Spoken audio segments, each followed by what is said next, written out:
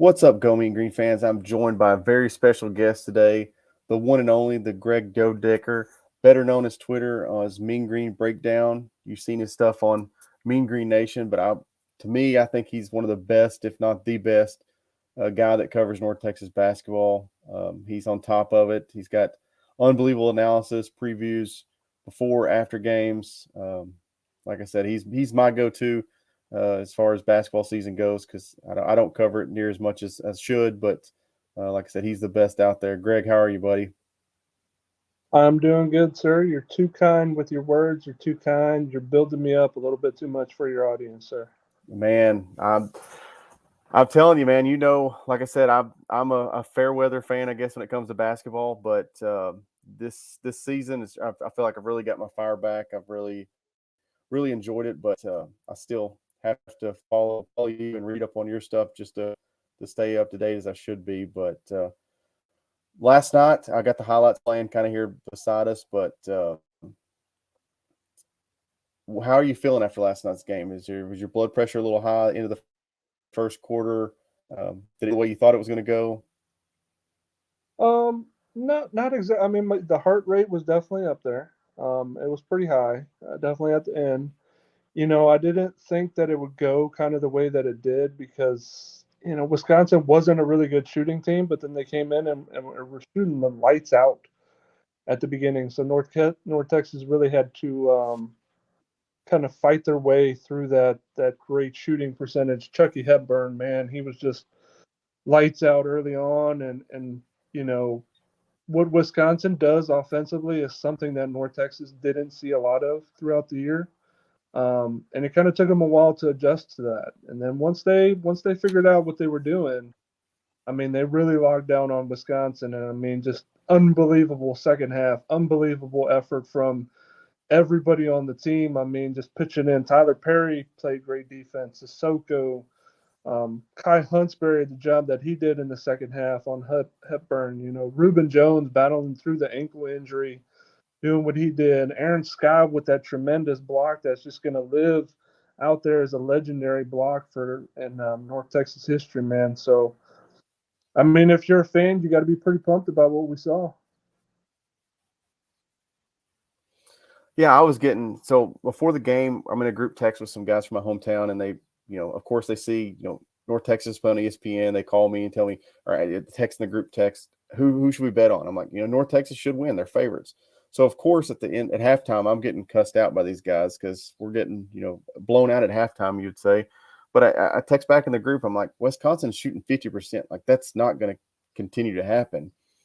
Now, did I think that we were going to shut them down to 13 points in the second half? Absolutely not. But what kind of led to that, I guess you could say, second half domination on the defensive side of the ball? I mean, really, it was just getting familiar with what Wisconsin was doing. Like I said before, like when you're not used to seeing an offense like Wisconsin and run a lot of, they have their swing offense, what they call it, and they run a lot of different sets and variations off that. And when you're not used to seeing that movement, it's extremely hard as a defender to know where guys are going to go, right? So I think where North Texas is really good is how you have a guy like Ross Hodge in the background and how he's scouting opponents and knows what they're going to do. But then it's another thing to translate that onto the floor. And so I think once North Texas figured out what they were seeing, how quickly Wisconsin was moving the ball, how physical they were, how they just kind of adjusted to that. Then in the second half, I thought where the game kind of changed was they stopped letting Wisconsin get to the basket as much, right? I felt that if we could keep Wisconsin kind of in the mid-range game, that we were going to have a little bit more success. They were a team that was really good at the basket because they got big guys. I mean, the Wall kid, 6'9", Crowell, 7 foot. Those two dudes are really good. And when you let them get to the rim, they're going to finish over our guys. In the second half, Sissoko bowed up. Aaron Scott bowed up. Kai Huntsberry. They weren't getting the easy shots that they did. And then the 3-point shooting for them went away. They weren't a great 3-point shooting team to begin with.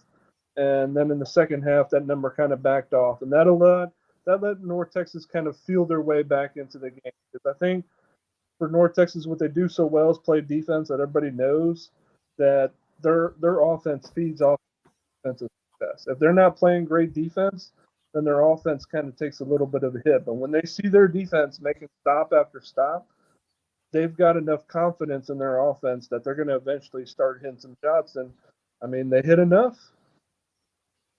Was there ever a point in the second half last night that you kind of maybe looked at your wife and said, hey, we're going to win this? Or was it right till the very end? I mean, were you still sitting on the edge of your seats, or how did that go about? There was like 4:48 left in the game, and I tweeted it out. I looked at my wife and I said, yeah, Wisconsin's not scoring any more points in this game. And she was like, the average, North Texas gives up an average of like 55 points per game. They're sitting at 54. And that's why I said that. And she was like, well, you're asking a lot of them. And I'm like, well, hey, we'll see. But, I mean, for me, I felt good about North Texas's chances just because, like, once it became their type of game, that grinded out type of game, and then the announcers like Fran Fraschilla and everybody are mentioning, like, well, Wisconsin's lost all these close games all year. Like, as a North Texas fan, you're sitting there, you're like, man, we got this. We got this game. And, credit to them for making the shots that they did. I mean, Reuben Jones, like, not a lot of people were expecting him, I think, to hit the shots that he hit going down the stretch. Sissoko, the bucket to get the lead. I mean, look at how far that he's progressed in this postseason. Stepping for Usman, religious beliefs and and that looked like it impacted him. He cut early in the game, like he didn't have that to like to something. Yeah, I would say. I mean, like I said, I haven't followed the team. Sissoko's a guy that it seems like he's really stepped up and really, found his footing this postseason. Kind of previewing to tomorrow night. We're recording it obviously Wednesday. We beat UAB twice this year. What are your feelings going into the game tomorrow night? Do you like our chances? I know it's hard to beat a team 3 times. They beat us once, but how are you feeling going into this game? Yeah, I feel pretty confident. I feel pretty good about our chances. I think you have to. The first time we beat them, they didn't have Jelly Walker. The second time we beat them at home, they did have Jelly Walker. And then that third time in the conference tournament was, right after Tyler pronounced as the Conference USA Player of the Year, and Jelly Walker kind of took it personal and had one of those moment type of games where, I mean, he just went off on us at the beginning, and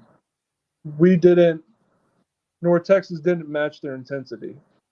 And I think, like, this whole postseason run has kind of stemmed off that game, that result, where it ended North Texas' chances to get into the NCAA tournament. And I think they took it personal. So I'm expecting North Texas.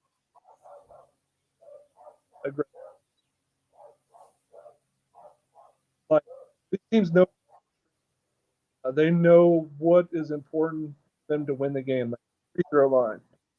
Both teams are going to stress the free throw line. Whoever gets to it more is going to benefit them.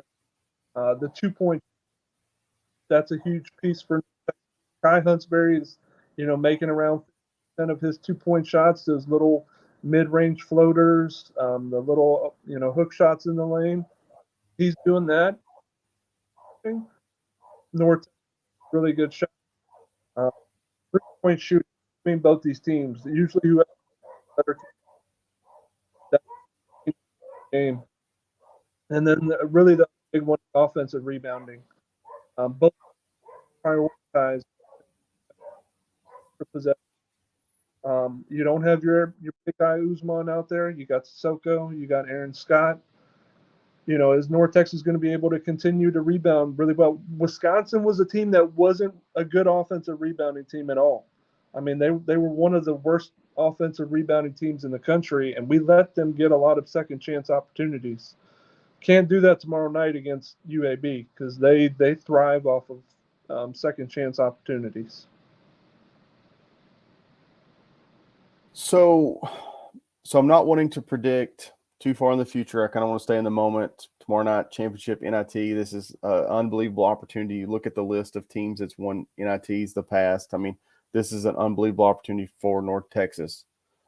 But kind of looking past a little bit, we've all heard the rumors. Grant to Tech.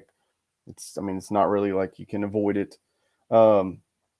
Just real quick, in your opinion, if it all comes true, which it kind of looks like it is, Grant goes to Tech. Is Ross Hodge leader in the clubhouse? Is that the home run hire? Is that the guy you go out and you hire 5 minutes after Grant announces he's going to Tech? I don't know if it's 5 minutes or the next day. You tweeted it out. You said a lot of people are going to be interested in the job, right? And I think that's the case too. But if you're Jared Mosley, you got to look at it. If Ross wants the job, right? If he wants the job, how many other people out there are better than him that might be interested in it? Now you could have a great mid-major coach that is unhappy where he is, that wants the job. Look at somebody like Ryan Odom at Utah State. Utah State you would think is a good mid-major job, and people want out there. And he wanted to move to take. He was interested in South Florida. He's actually going to probably take the VCU job today, which might be a little bit better than Utah State. But there's always maybe somebody out there in the background that hey, throw their names in the mix. But ultimately, if I'm Mosley, and I was thinking about it the other day, I'm like, is there somebody out there that's better for this program right now than Ross Hodge? And I really can't see it. Like, he's not your normal assistant coach who's never been a head coach before. He's won a lot of games at the JUCO level. He's been successful at the lower levels. He's been a successful assistant coach wherever he's been with Southern Miss and Larry Eustace. Transferred on up there to Colorado State. Again, they were successful. Then with Grant, since then, a lot of our defensive success is to him and his X's and O's strategies. So, and I think also if you're Mosley, if let's say we win tomorrow night and you want to keep this momentum rolling as a program, I think Hodge is that guy that can keep the momentum rolling. Get those people that are buying into the program right now. Be like, hey, we got Ross Hodge. This is the dude that helped us create this defense. He's now going to be the leader of the program. I think people are going to want to continue to invest then in the Mean Green basketball program. They're going to want to show up next year. And really, that was kind of the thing. Like, we got to get better fan support out there, right? So I think Ross Hodge is the leader in the clubhouse, and I don't know how quick it'll be, but I mean, he's the guy that I think that they'll probably go with. Perfect. That's want to keep the momentum going. Like I said, I think it's we're on a very special time right now for North Texas basketball. But Greg, like I said before, I appreciate you jumping on. I've got to go start a GoFundMe so I can get you back on the podcast soon. Because, like I said, I love hearing you talk basketball. Like I said, I think you're as tuned in, dialed in as anybody with North Texas basketball. So, like I said, I appreciate you jumping on. You can find him at MG_B-Ball Report on Twitter, Mean Green Nation. Check out his work. Like I said, love hearing him talk. Go Mean Green. Yeah. I appreciate it. I appreciate being able to get on. Check us out at Mean Green Nation. I think that's the cool thing about us at North Texas. We got a lot of different podcasts. There's a lot of different variety out there. You with your breaking news, your recruiting coverage, Go Mean Green. The Green Room guys, with Bruni over there, they got a great podcast. There's a lot of options out there, and Bruni knows his basketball as well too. So honored to be on the show, and I'll jump on with you whenever you need, man. Heck yeah. Like I said, it's all the coverage for North Texas. The more coverage we can get is good. And like I said, I appreciate you jumping on. And like I said, it's fingers crossed we pull out the dub tomorrow night. We can actually be talking next week about the NIT championship. Yeah, man. We'll talk some basketball and future roster later on. Perfect. Thanks, Greg. Go Mean Green.